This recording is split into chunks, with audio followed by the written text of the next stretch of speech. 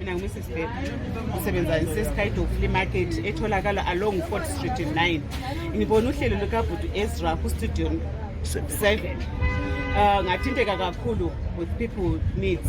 Ngase ngikubona kufanele ukuthi sibancedise. Ngathola umama ugogo umanyathi lapha. Ugogo umanyathi unjela uthi khona niyagodola. So sesicabanga ukuthi njengoba sesikhangelene lesikhathi sewinter, ugogo umanyathi kumele simdise lamabutho omkando.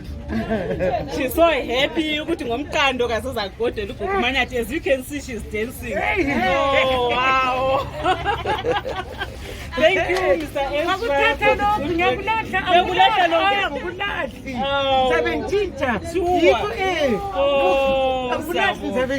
Sabonga uhlelo oluhle lwenziwa ngubhuti Ezra ukuthi sincedise umphakathi kwabaswelayo. Let's keep doing the good job.